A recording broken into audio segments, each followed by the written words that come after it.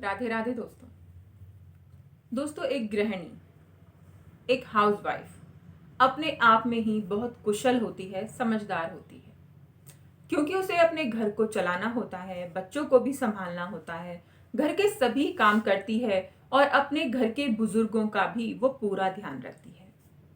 तो वो अपने आप में ही इतनी समझदार हो जाती है कि कोई भी टिप्स या ट्रिक्स उसे और भी ज़्यादा स्मार्ट या फिर समझदार नहीं कर सकती है।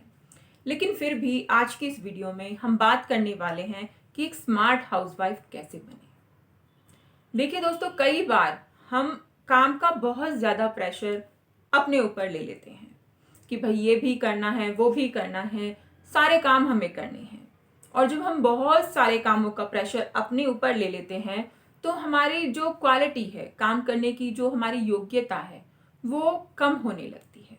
अगर हमारे पास कम काम होते हैं तो हम उन कामों को बहुत ही अच्छे तरीके से कर सकते हैं। लेकिन जब हम बहुत सारे काम अपने ऊपर ले लेते हैं तो हम उन सारे कामों को बहुत अच्छे तरीके से नहीं निपटा पाते, क्योंकि हमारे दिमाग में कहीं ना कहीं ये चीज़ घूमती रहती है कि भाई ये भी करना है, वो भी करना है और इतने सारे काम करने हैं। तो इसीलिए उतने ही कामों की जिम्मेदारी लें जितने आप बेहतर तरीके से, शांति से कर सकें। ओवरलोड वर्क करने की कोई ज़रूरत नहीं है, कोई आवश्यकता नहीं है। अगर आपके घर में काम ज़्यादा है, आपको लगता है कि बहुत ज़्यादा काम घर का है जो समेटना पड़ता है, करना पड़ता है, तो उसके लिए एक लिस्ट बना लें कि कौन से काम आप आज ही निपटा सकते हैं जो कि आज के लिए ज़रूरी हैं, और कौन से कामों को आप कल के लिए टाल सकते हैं।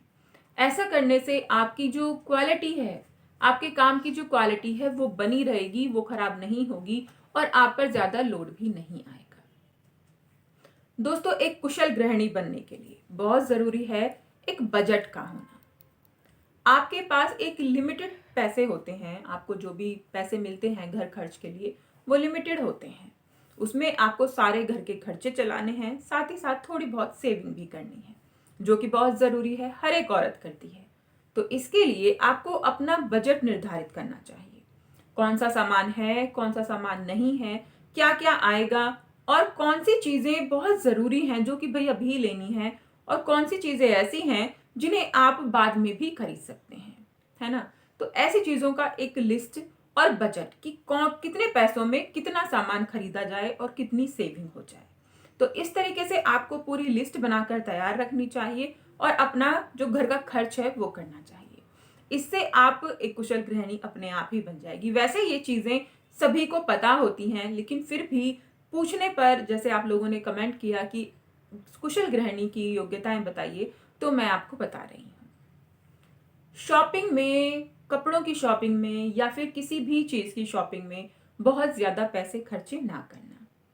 देखिए दोस्तों, कपड़ों की ज़रूरत होती है, ट्रेंड्स के अनुसार हमें कपड़े भी चाहिए, बच्चों के लिए भी चाहिए। तो इसके लिए आपको एक चीज़ अपने माइंड में रखनी चाहिए कि आपके कबर्ड में कितनी जगह है। पहले जब भी आप शॉपिंग के लिए जाएं तो अपने कबर्ड को अच्छे से देख लें कि उसमें कपड़े रखने के लिए जगह है। अगर आपको ये ध्यान में रखेंगे ना कि जगह है या नहीं है, तो आप अपने आप ही कम शॉपिंग करेंगे।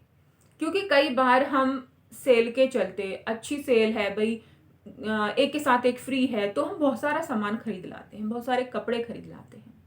घर में आके देखो तो जगह ही नहीं है रखने की, फिर वो टेंशन। इसीलिए अपने कबर्ड को ध्यान में रखते हुए आप कपड़े खरीदिए, और जो कपड़े आप यूज नहीं कर रहे हैं, आपके बच्चे यूज नहीं कर रहे हैं, उन्हें किसी जरूरतमंद को दे दीजिए। वो आपको दुआएं भी देगा और खुश भी हो जाएगा। तो उससे आपके कबर्ड में जगह भी बन जाएगी। दो फायदे हो गए ना, एक तो आपको दुआएं भी मिल गई और दूसरा आपके कबर्ड में जगह भी हो गई। ऐसी छोटी छोटी सी चीजें आपको ध्यान में रखनी चाहिए। एक कुशल गृहिणी, स्मार्ट हाउसवाइफ अपने काम को टाइम पर करना पसंद करती है। वो अपने हर एक काम को टाइम पर निपटाना चाहती है। एक टाइम टेबल कहते हैं ना कि बना के रखती है कि भाई मुझे सुबह इतने बजे उठना है, जल्दी उठना चाहिए। वो सुबह जल्दी भी उठती है, वो जल्दी उठना चाहिए और मुझे ये काम इस टाइम तक कंप्लीट करने हैं। इससे उसके पास थोड़ा समय खुद के लिए भी बच जाता है। और ज़रूर बचाइए, आप अपने लिए टाइम भी बचाइए, क्योंकि इससे आप अपने ऊपर ध्यान दे पाएंगे, अपने लुक्स के ऊपर, या फिर कुछ चीज़ें आप सीखना चाहते हैं तो वो आप सीख पाएंगे।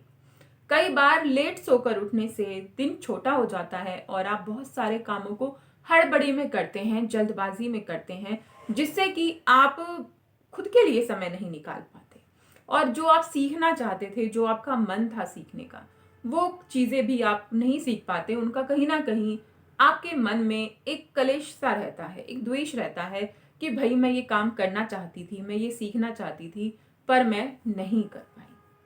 ऐसी परेशानियों को दूर करने का सबसे अच्छा तरीका है जल्दी उठना, एक टाइम टेबल के अकॉर्डिंग अपने कामों को कंप्लीट करना और खुद के लिए समय निकालना। उसमें जो आप चाहते हैं वो आप करें।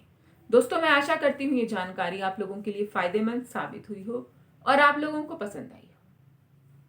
और अगर ये जानकारी आप लोगों को पसंद आती है तो मुझे कमेंट करके ज़रूर बताइएगा। इस जानकारी को अपने दोस्तों के साथ शेयर कीजिएगा और चैनल को सब्सक्राइब कीजिएगा।